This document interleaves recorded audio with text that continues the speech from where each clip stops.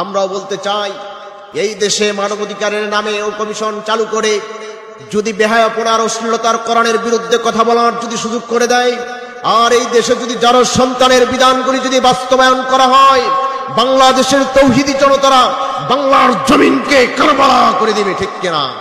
আমার ভাইরা, যেমন করে পূর্ববর্তী স্বৈরাচার 16টি বৎসর নির্যাতন করে আলেমদেরকে হত্যা করে শাপলা চত্বরে উলামায়ে কিরামদেরকে শেষ করে দিয়ে এরপরে রাতের আধারে গুলি করে কোরআনের পাখি আল্লামা সাইদি সাহেবকে হত্যা করে দিয়ে জেলখানায় ষড়যন্ত্র করে হত্যা করে বিষ পান করে যেমন করে শেষ করে দিয়েছে, এমন ষড়যন্ত্র সামনে যদি কেউ করতে চায়, এই জাতিকে শেষ করার জন্য প্রয়োজন হলে হুসাইনের মতো আবার কারবালার ময়দানে নামতে হবে।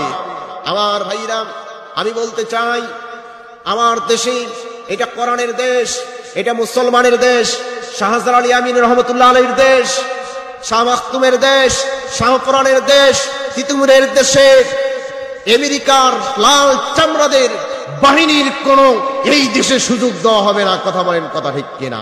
তাদের কৃষ্টি কালচার এই দেশে থাকতে দেওয়া হবে না। আমরা সকলেই জানি সৃষ্টি যার আইন চলবে তার। আমরা জানি রাজত্ব একমাত্র শুধু চলবে আল্লাহর দাসত্ব ছাড়া, আল্লাহর রাজত্ব ছাড়া পৃথিবীতে কিছু চলবে না।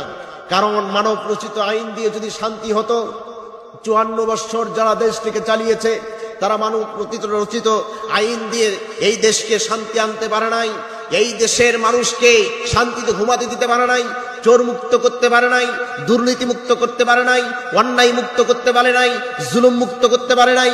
এমনকি এই দেশে ক্ষমতা পাওয়ার আগেই পাথর চাপা দিয়ে যারা হত্যা করে, বোঝা যায় মানুষ রচিত আইন দিয়া এই দেশে শান্তি পাওয়া যাবে না। কথা বলেন, কথা ঠিক কিনা?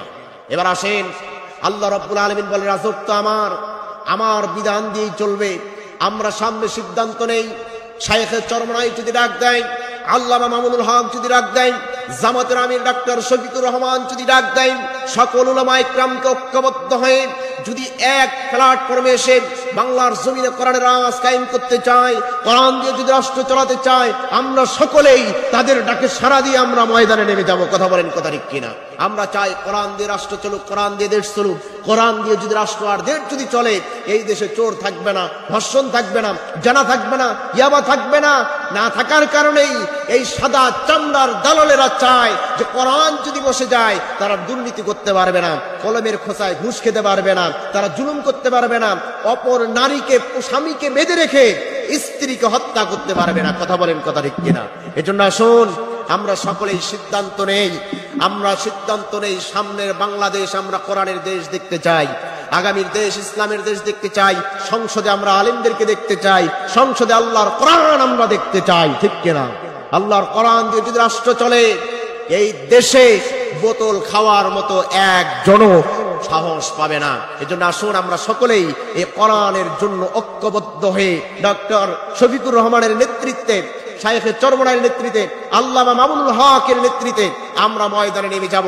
আমরা আশা করি সকল ইসলামিক দলগুলি ঐক্যবদ্ধ হয়ে মুসলমানদেরকে একজোট করে একটি চেয়ার রেখে সকলেই এই বাংলার জমিন আমরা মিলেমিশে চালাবো। আল্লাহ আমাদের সকলকে মিলে মিশে এই দেশকে চালানোর তৌফিক দান করুক, এবং যে স্বৈরাচার চলে গেছে তাদের কাছ থেকে শিক্ষা নেন।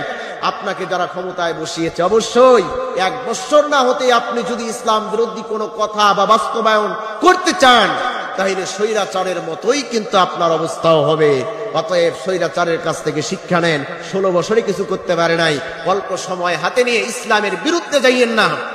ইসলামের বিরুদ্ধে গেলে আমরা আপনার পিছনে নাই, বরং আপনার বিপক্ষে। আর যদি ইসলামের পক্ষে থাকেন, আপনি কোরআনের আইন চালু করতে চান, কোরআন দিয়ে সুন্নাহ দিয়ে এই দেশকে চালু করেন, সমস্ত উলামায়ে কিরাম আপনার সাথে ছিল, বর্তমান থাকবে, ভবিষ্যতে আপনার পিছনে থাকবে। আপনার বিরুদ্ধে কথা বলার দুঃসাহস কেউ